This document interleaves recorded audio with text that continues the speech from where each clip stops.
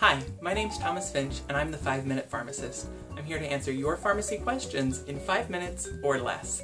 I take questions on drugs, disease, health, politics, science, anything related to pharmacy, but today I'm specifically talking about hormones. Now, this topic wasn't brought up so much by one of your questions as it was by a news article recently, a sad story out of Idaho about a transgendered woman whose father chose to bury her as a man. We're talking buzzed hair, in a suit jacket, obituary in her former name.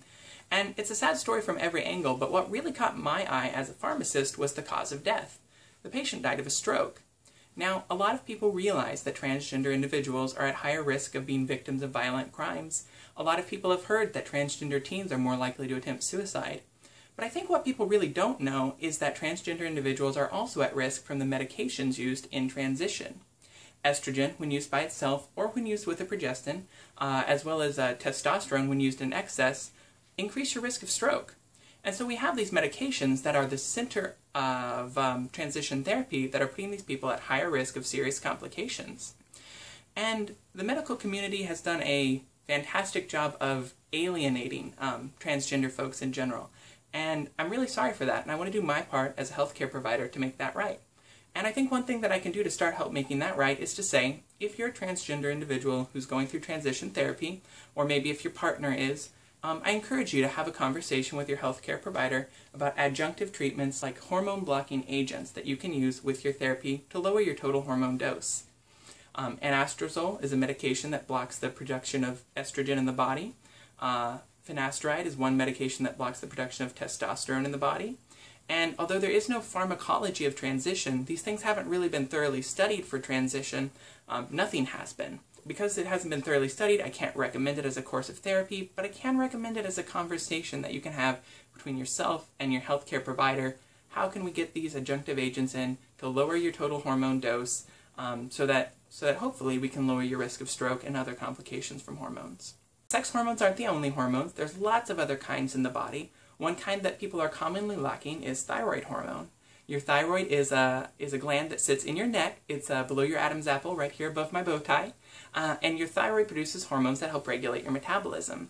When you don't have enough thyroid hormone, it's called hypothyroid, and you might notice that you're feeling sluggish, or you're tired all the time, or you're gaining weight and you don't know why. It could be age, or it could be hypothyroidism. Well, when people are hypothyroid, we supplement them by giving them thyroid hormones in a pill. And I have patients ask me all the time, will I have to take this pill for the rest of my life?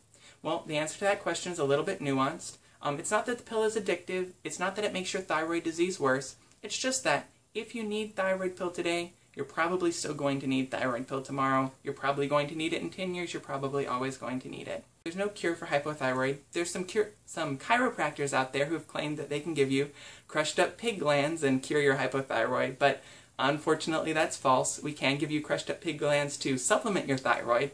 Those are marketed under the brands Nature and Armor Thyroid. But generally we use synthetic molecules, specifically Synthroid, levothyroxine, that sort of thing.